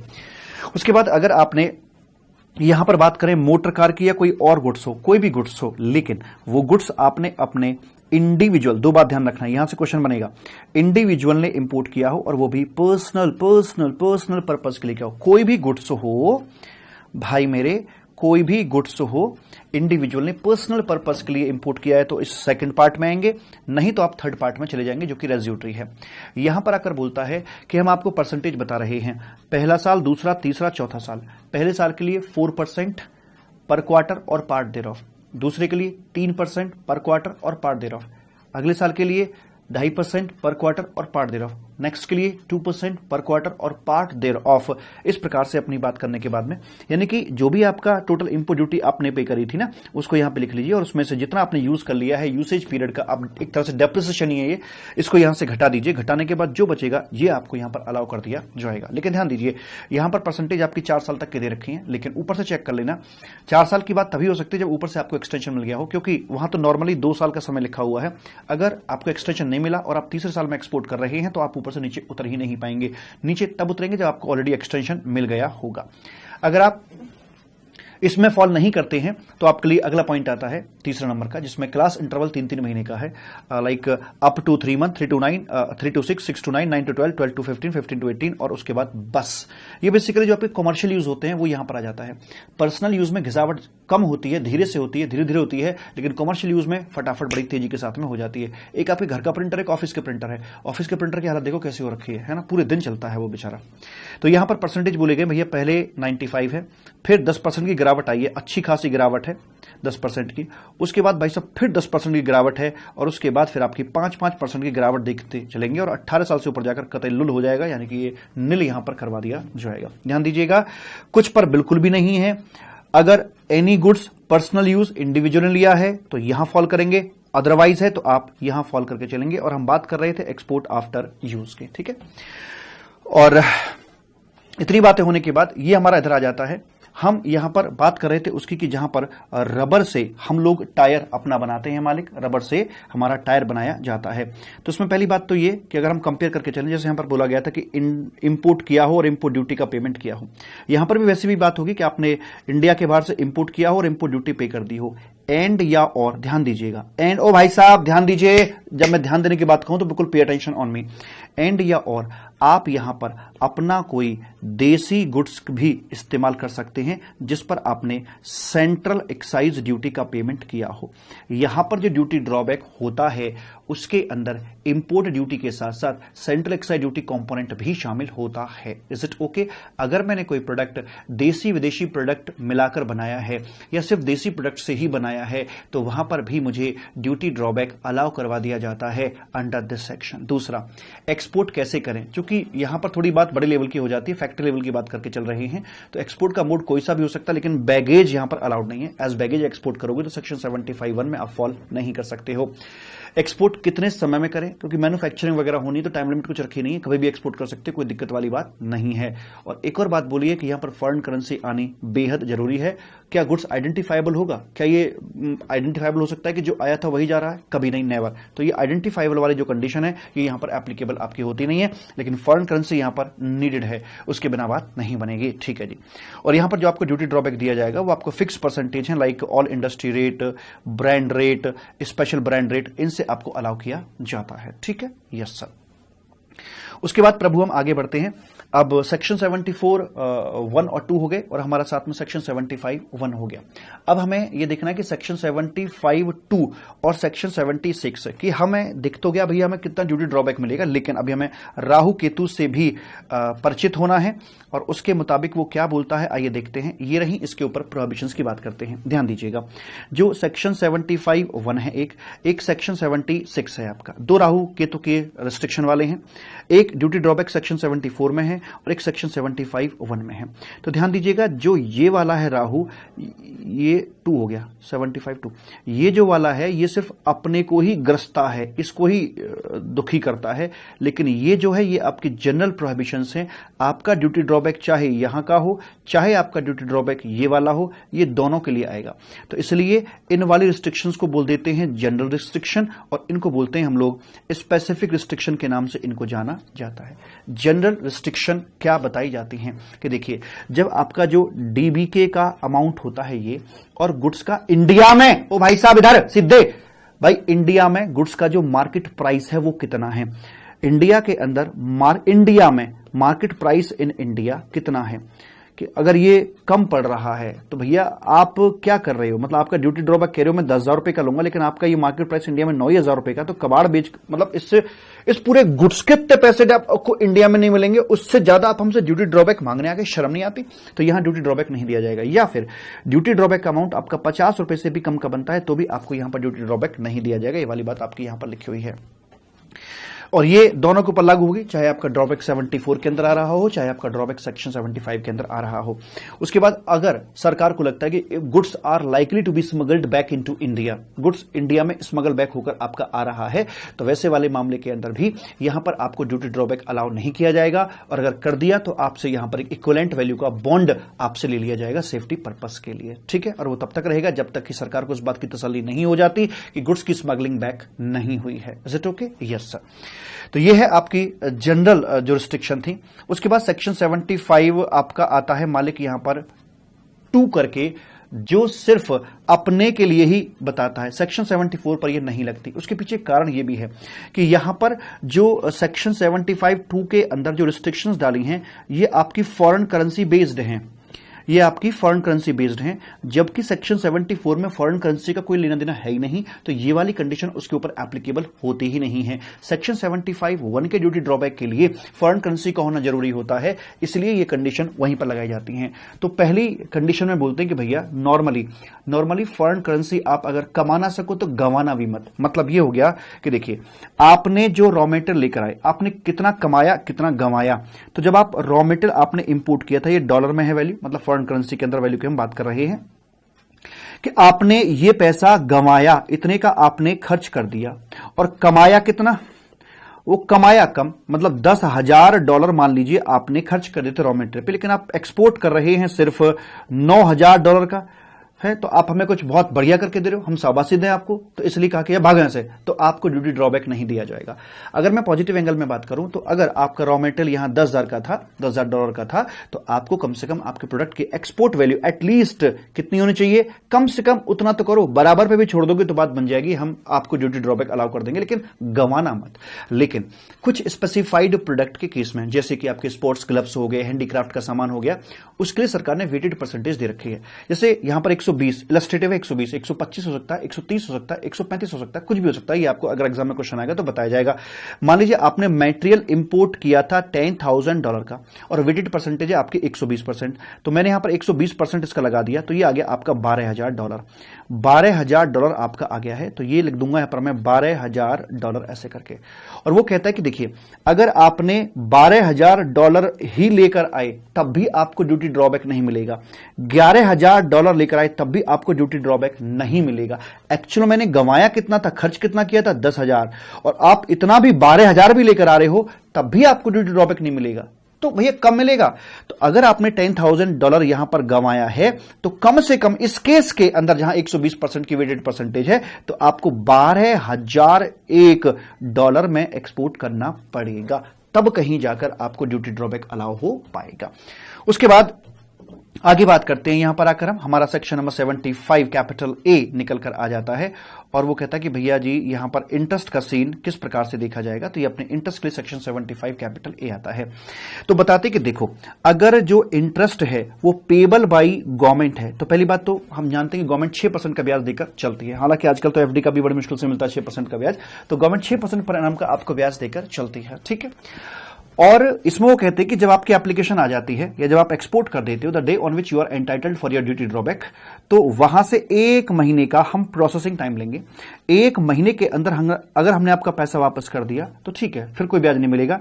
1 महीने से जितना हम आपके लिए डिले करेंगे, उस डिले पीरियड के लिए 6% पर एनम के हिसाब से हम आपको ब्याज दे देंगे, ठीक है। लेकिन अगर ब्याज पेबल हो बाय द एक्सपोर्टर, ऐसे कैसे संभव है? संभव है इसका भी, कैसे भला? जैसे मान लीजिए आपको यहां पर ड्यूटी ड्रॉबैक मिल जाता है, ठीक है, और किसी कारणवश आगे पता लगता है कि आप इस ड्यूटी ड्रॉबैक के लिए एलिजिबल नहीं रह गए थे। हो सकता है कि आपकी फॉरेन करेंसी टाइम से इंडिया में ना आई हो, या आपके फ्रॉडुलेंट दस्तावेज थे, या कोई और इश्यू था, आपका ये डिक्लाइन हो जाता है ड्यूटी ड्रॉबैक, जो आपको ऑलरेडी मिल चुका है, आपके खाते में आ चुका है, ठीक है। तो सरकार इसकी डिमांड क्रिएट करती है, भैया हमारा पैसा वापस लाइए। डिमांड के 2 महीने के अंदर अंदर आपको यह पैसा सरकार को वापस करना पड़ता है। अब 2 बातें हो सकती हैं कि आप ये पैसा 2 महीने में दे सकते हो या 2 महीने में नहीं दोगे।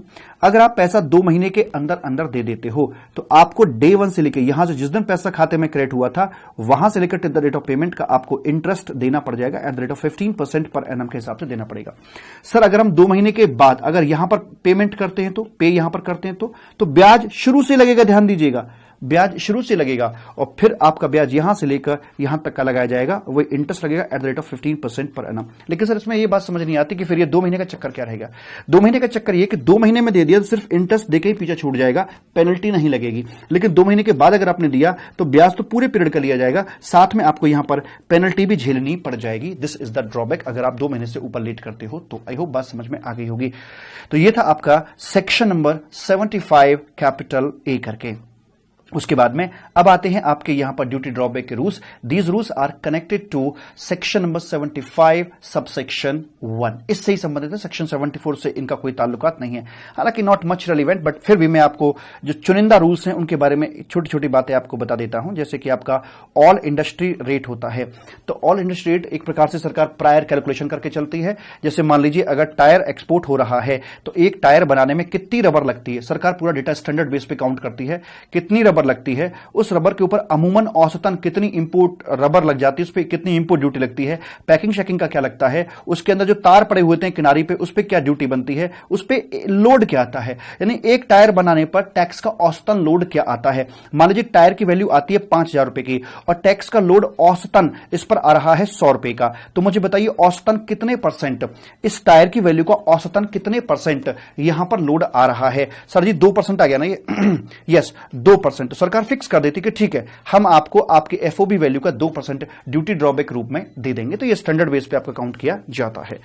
आपका जो ब्रांड रेट होता है वो कब कंप्यूट किया जाता है, ये तब कंप्यूट किया जाता है, हो सकता है कि भाई स्टार्टअप का जमाना है, कोई नया प्रोडक्ट इनोवेट आप कर देते हो और जिसका पहले से ऑल इंडस्ट्री रेट अवेलेबल नहीं है, तो ऐसे केस में आप सारा का सारा डेटा सरकार को देते हो, वो आपके लिए जिस तरह से एआईआर कैलकुलेट किया जाता है उसी पैटर्न पर लगभग brand rate Taylor made rate तैयार किया जाता है और फिर उसके हिसाब से आपको पैसा दे दिया जाएगा। एंड फिर जो ब्रांड रेट आपके केस में तैयार किया गया है उसको सरकार ऑल इंडस्ट्री रेट में तब्दील कर देती है, ताकि अगली बार आपको दिक्कत ना हो और आपको फटाफट से रेडीमेड रेट से ही यहां पर अवेलेबल हो जाए अपना duty drawback. Right, yes sir, और कोनो दिक्कत वाली बात सर जी नहीं है। Very good. उसके बाद आगे बोलते कि ये जो ब्रांड रेट की जो प्रक्रिया है दिस विल टेक टाइम, क्योंकि टेलर मेड है। रेडीमेड शर्ट तो बाहर से जाके अभी खरीद लाओ, लेकिन अगर टेलर मेड है तो उसमें 7 दिन का समय लग जाता है सिल के आने में, तो यहां पर भी नॉर्मली समय लग जाता है।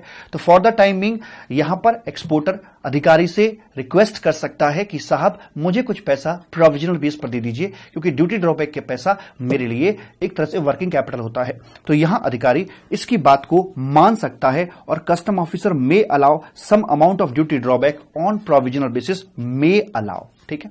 दूसरा, स्पेशल टेलर मेड रेट या स्पेशल ब्रांड रेट ये तब आता है जब व्यक्ति आरोप लगाता है कि मेरा जो एक्चुअल जो ड्यूज बनते हैं, जो टैक्स बनते हैं मेरे, सपोज करो 10,000 के बनते हैं और आप मुझे जो एआईआर से दे रहे हो, है ना, वो 7,500 दे रहे हो। ये जो गैप है बेसिकली ये गैप 20% से ज्यादा का है ना, तो 20% से ज्यादा का अगर ये गैप निकल कर आता है तो आप दावा ठोक सकते हो कि मेरे लिए स्पेशल तरीके से ब्रांड रेट निकाला जाए। ध्यान दीजिए, स्पेशल ब्रांड रेट तब निकल रहा है जब एआईआर मौजूद है और ब्रांड रेट तब निकलता है जब एआईआर मौजूद नहीं होता है।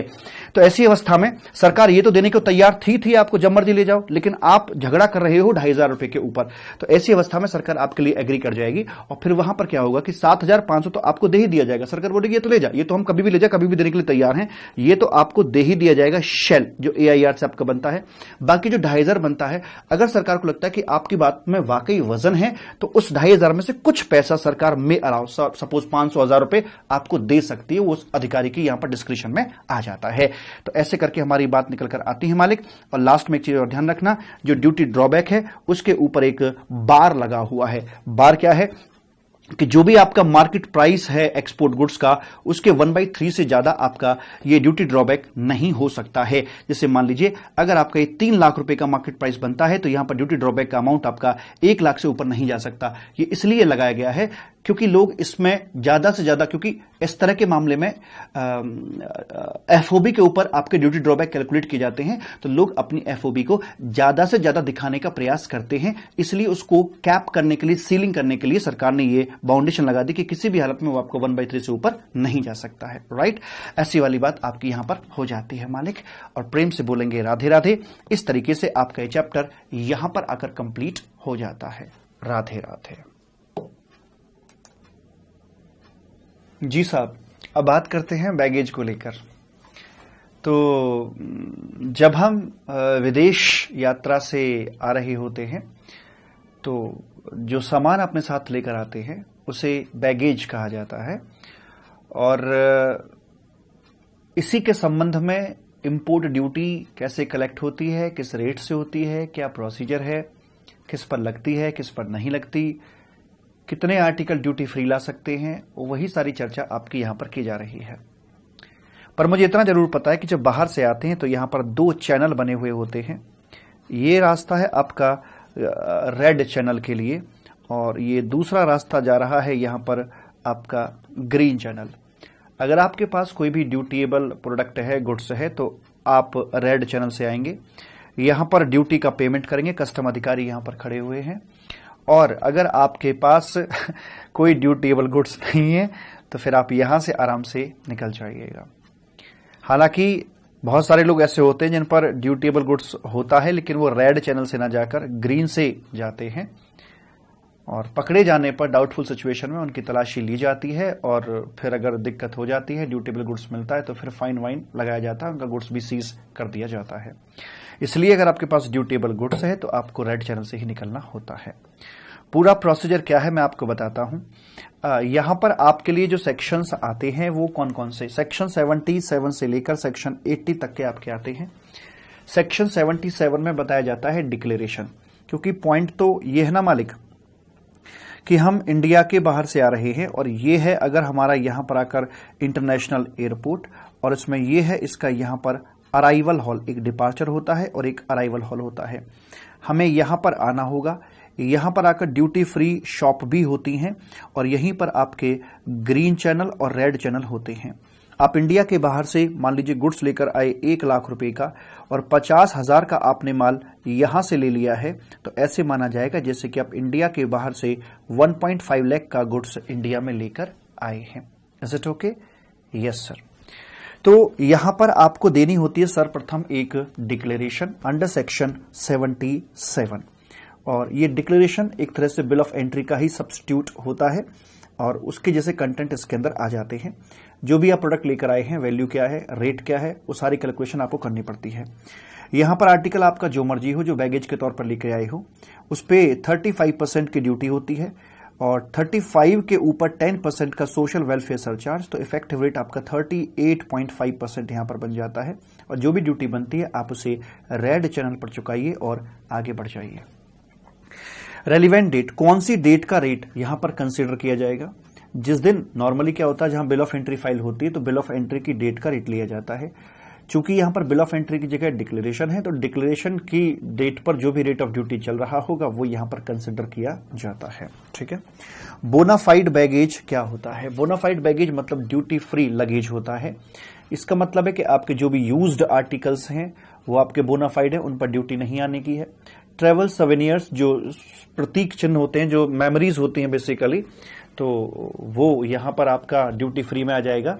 और जो नए आर्टिकल्स होते हैं वो एक लिमिट तक से 50,000 या 15,000 एक लिमिट तक वो आपके बोनाफाइड बैगेज का हिस्सा बन जाते हैं। ठीक है, ऐसे करके हमारी बात होती है।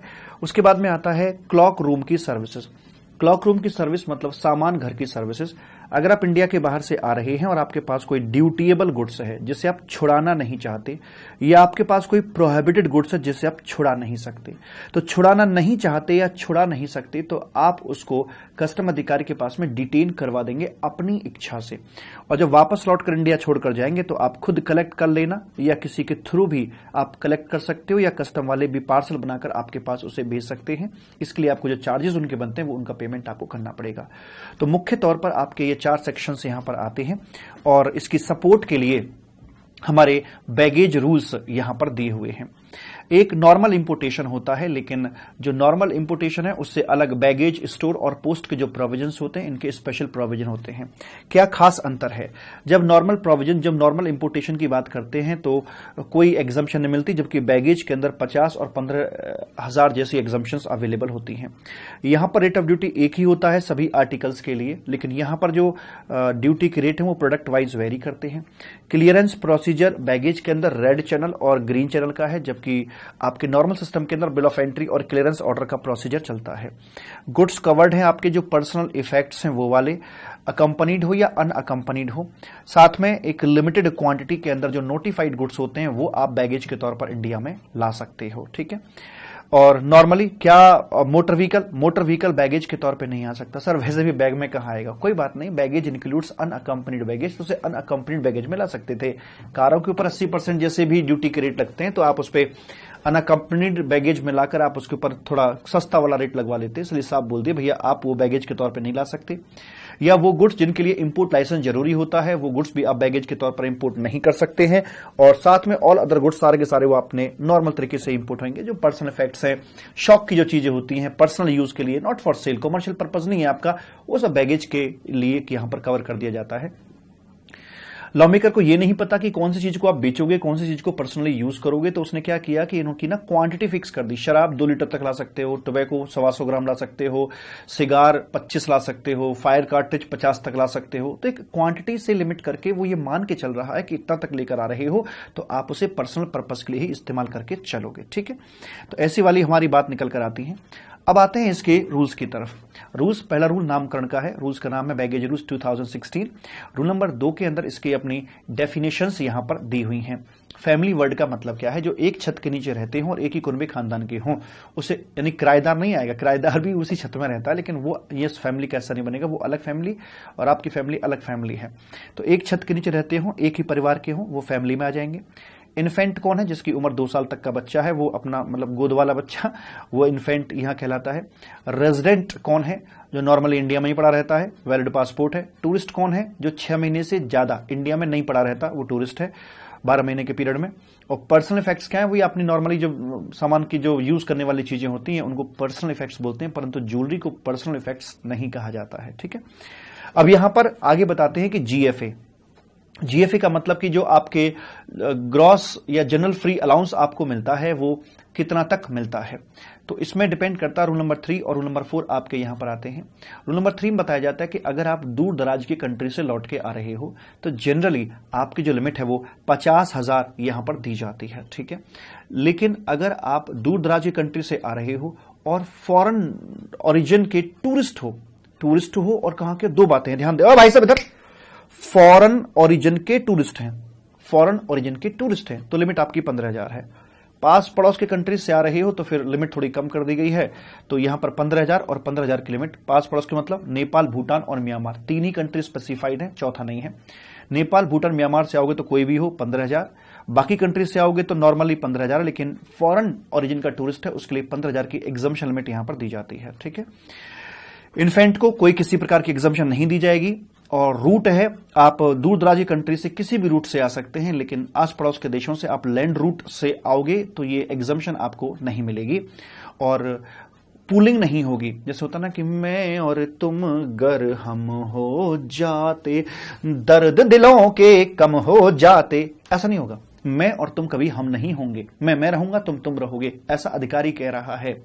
मतलब ये कि 1 article can not be cleared by 2 or more person jointly. जैसे मान लीजिए एक कैमरा लेकर आते हैं पति और पत्नी, वो नहीं था बीच में, पति हैं और पत्नी हैं और एक कैमरा लेकर आते हैं 95,000 रुपए का। इन्होंने कहा कि ठीक है हमारे पास एक आर्टिकल 95,000 रुपए का, इसे हम लेकर आए हैं, हम का मतलब पति भी और पत्नी भी, तो 50,000 पत्नी के और 50,000 पति के, 1 लाख की एग्जम्पशन क्लब कर दिया, पूल कर दिया, करे ड्यूटी के नाम पर निल देंगे हम, कुछ भी नहीं ड्यूटेबल अमाउंट हमारा। अधिकारी कहता नहीं, 1 article can not be cleared by 2 or more person jointly. सो आप में से हमें ये बताइए, इनमें से पति लेकर आया या पत्नी लेकर आई है, तो किसी एक की ही एक आर्टिकल के लिए एक की एग्जम्पशन लगेगी, तो 45,000 आपका यहां पर टैक्सेबल करवा दिया जाएगा। क्लियर? यस। उसके बाद आगे बात करते हैं यहां पर आकर रूल नंबर 5 में ज्वेलरी की बात करते हैं। तो ज्वेलरी की में अक्सर आप गलती करोगे, 2 चीज याद रहेंगी, तीसरी पे गलती कर जाओगे। क्या भला, मैं बताता हूं।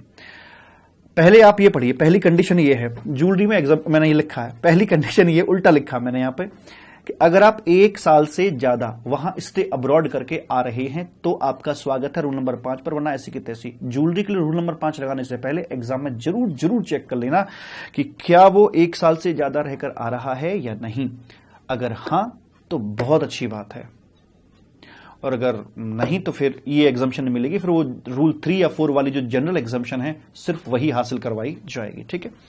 और कहते हैं कि वैल्यू 50,000 और क्वांटिटी वाइज 20 ग्राम तक ला सकते हैं और वैल्यू वाइज 50,000 तक। कोई भी पैरामीटर हिलेगा तो एक्सेस पे आपको ड्यूटी का पेमेंट करना पड़ जाएगा। लेडी के लिए ये अपना डबल कर दिया गया है, 20 ग्राम की जगह सोना 40 ग्राम कर दिया गया है, वैल्यू 1 लाख हो गई है, लेकिन स्टे पीरियड वही है 1 साल।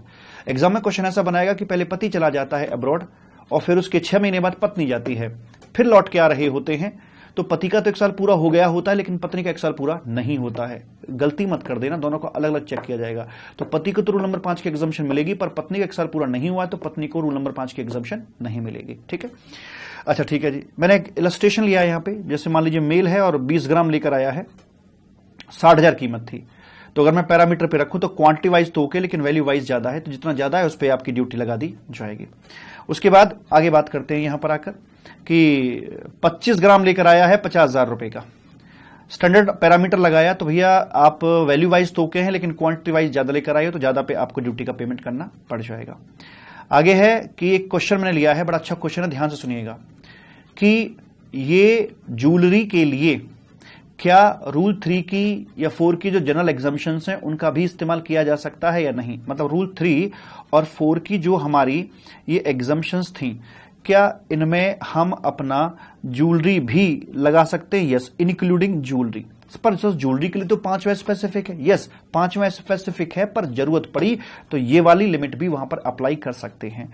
और ये किस पर लागू होता है? 3-4 ये अपनों पर लागू होता है, रेजिडेंट हो या फिर फॉरेनर्स रिजाइडिंग इन इंडिया। अपने तो अपने होते हैं, अगर विदेशी भी इंडिया में रह रहे हैं तो उनको भी हम अपना ही मानते हैं, या टूरिस्ट जो आपके हैं चाहे वो कोई से भी ओरिजिन के हो, इंडियन के या फॉरेन के, तो इन पर रूल 3-4 लगता था। मैं जब भी बात कर रहा था कि जनरल एग्जाम्पशन ज्वेलरी पर भी लग जाएगी, इस बात का पूरा मतलब इस क्वेश्चन से समझिएगा। मान लीजिए आप हैंडीकैम लेकर आते हैं 20,000 रुपए का, ज्वेलरी लेकर आए आप 80,000 रुपए की, 20 ग्राम ज्वेलरी आपकी बनती थी। ठीक है, तो यहां पर आपको रूल नंबर 3 और 4 स्टे पीरियड आपका 1 साल से ज्यादा ही है, तो 3 और आपका जो 5 है उन दोनों के बेनिफिट मिलेगा। हैंडीकैम यहां रख दिया, 20,000 इसका था, मैंने रूल 3 की एग्जाम्पशन लगाई जो कि मेरे पास 50,000 रुपए की है, मैंने 20,000 यहां इस्तेमाल कर लिए, नील ये हो गया और मेरे पास अभी 30,000 की एग्जाम्पशन बची हुई है जो कि अनएग्जॉस्टेड है रूल 3 की। अब यहां पर जो ज्वेलरी है आपकी भाई साहब ये बनती है 80,000 रुपए की, रूल नंबर 5 के मुताबिक मुझे एग्जाम्पशन मिलेगी 50,000 रुपए की, ये 30,000 यहां पर ड्यूटेबल हो रहा है। अब मेरे पास रूल नंबर 3 की जो अनएग्जॉस्टिक एग्जाम्पशन थी, क्या मैं ज्वेलरी के लिए इस्तेमाल कर सकता हूं? ओ यस, कर सकता हूं। इस चीज का ध्यान दीजिएगा, ऐसा क्वेश्चन एग्जाम में आ सकता है। ठीक है, उसके बाद में फिर आता है आपका यहां पर रूल नंबर 6 आता है, 6 नॉट रेलिवेंट। जो 7 है ये बात करता है आपके करेंसी को लेकर कि भाई करेंसी क्या रहेगी, कैसे रहेगी, तो उसमें बैगेज में कुछ नहीं बोला गया, सीधा बोल दिया फेमा के नियमों के मुताबिक जो है हम वहां पर अपना चेक करके चलेंगे, उसमें जाकर झांक कर देख लेना। अनअकंपनीड बैगेज क्या होता है, इसमें आप ध्यान रखेंगे 2+1, अक्सर आप इसे भूल जाते हैं। अनअकंपनीड बैगेज क्या होता है? आपके आ जाने से, ये आप अपने आप को सेंटर में रखिए, अगर कोई भी गुड्स आपके आने से 2 महीने पहले आ गया है, आपके आने से 2 महीने पहले आ गया है, अराइव्ड, या आपके आने के 1 महीने के अंदर डिस्पैच, आपके आने के 1 महीने के अंदर वहां से डिस्पैच होता है, तो इस ब्रैकेट में अगर आप फॉल कर जाओगे तो आपका प्रोडक्ट अनअकंपनीड बैगेज की परिभाषा में आ जाता है। क्या रूल है अनअकंपनीड का बताऊंगा। यहां पर आगे बात करते हैं साहब की जो एग्जाम्पशन फॉर मेंबर्स हैं, क्रू हैं, जो लाइक एयर होस्टेस होती हैं या जो पायलट्स वगैरह होते हैं, तो इनका तो काम ही है भाई आना जाना, विदेश में आते जाते रहते हैं।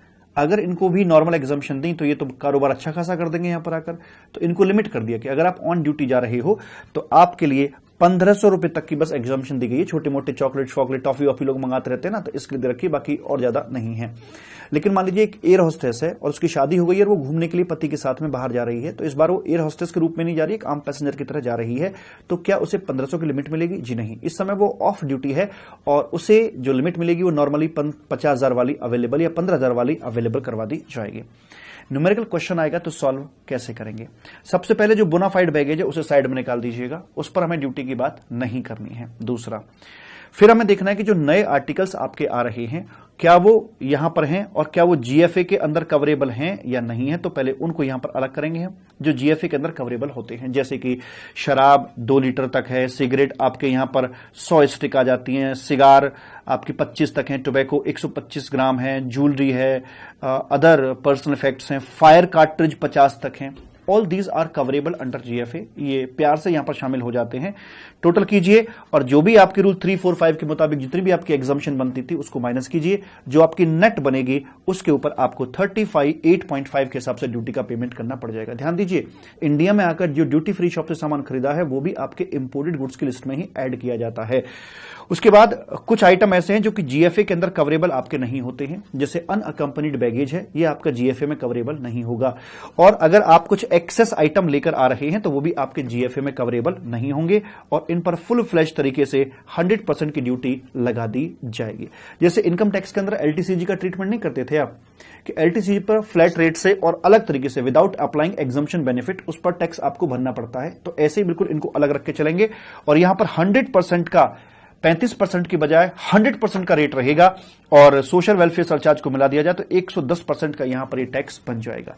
तो आपको देखना है बोनाफाइड क्या है और जो टैक्सेबल है उनमें से कौन सा एग्जम्पशन के लायक है। जैसे इनकम टैक्स में इनकम टैक्स से देखते हैं कि भाई एलटीसीजी अलग कर देते हैं, बाकी को अलग कर देते हैं, तो बाकी को अलग कीजिए और इसको जो कवरेबल नहीं है जीएफए में उसको यहां रखिए और उस पर इस रेट से आपका लगा दिया जाएगा टैक्स। ठीक है। दूसरी बात, अगर एग्जामिनेशन क्वेश्चन के अंदर कहीं पर ये ना बता रखा हो कि जो आपका आर्टिकल है लाइक पर्सनल इफेक्ट्स नाम दे रखा है पर ये नहीं बता रखा कि वो यूज्ड है कि अनयूज्ड है, तो आप उसे यूज्ड मानकर चलेंगे।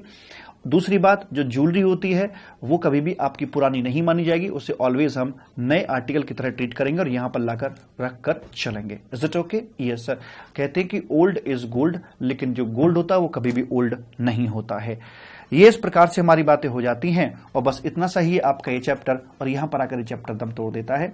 Section 77 declaration, section 78 relevant date for rate of duty, 79 bonafide baggage, 80 temporary detention of baggage prohibited या ड्यूटेबल गुड्स जिसे छुड़ाना नहीं चाहते, और साथ में आपके रूल्स है सिंपल।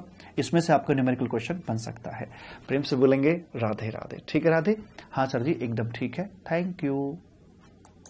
हाँ चित्र तो दिखा दूं मैं आपको। ये आपके फायर कार्ट्रिज है, ये 50 तक आप ला सकते हो, एयर गन भी ला सकते हो, सिगरेट 100 ला सकते हो, टोबैको 125 ग्राम, शराब 2 लीटर तक ला सकते हो, वैसे करके यहां पर बोला जा रहा है मालिक। और अगला चैप्टर आता है आपका यहां पर कौन सा इंपोर्ट एक्सपोर्ट बाई पोस्ट का ये चैप्टर आपका यहां पर आ जाता है। कोई बात नहीं, आपके बचे हुए चैप्टर है पोस्ट का, एक रिफंड का, एक क्लासिफिकेशन ऑफ गुड्स का। तीनों छोटे छोटे चैप्टर हैं, छोटा सा वीडियो बनेगा, आई थिंक 1 घंटे के अंदर अंदर तीनों ने बढ़ जाने चाहिए। ठीक है, अगली क्लास में मिलता हूं आपसे मैं। ध्यान रखना अपना, अच्छे से पढ़ाई करना, पूरा जी जान लगा देना यार। मैं मेरा जितना आपको हेल्प कर सकता हूं उतना मैं करूंगा, लेकिन अल्टीमेट एफर्ट्स आपके ही काम आने हैं। हम तो बस टॉर्च लेके रास्ता दिखा सकते हैं, आपके रास्ते के कांटों को बीन सकते हैं, लेकिन चलना अल्टीमेट आप ही को है। इसलिए पूरी मेहनत करते रहिएगा और सबसे अहम बात यह है कि आप लिखने की प्रैक्टिस जरूर जरूर करते रहिएगा, क्योंकि अल्टीमेट आपको वहां पर जाकर लिखना होता है। ठीक है, अपना ध्यान रखें, अपनी हेल्थ का ध्यान रखें, क्योंकि हेल्थ है तो सब कुछ है, वरना कुछ भी नहीं है। ठीक है, thank you so much, bye tata and love you, bye bye.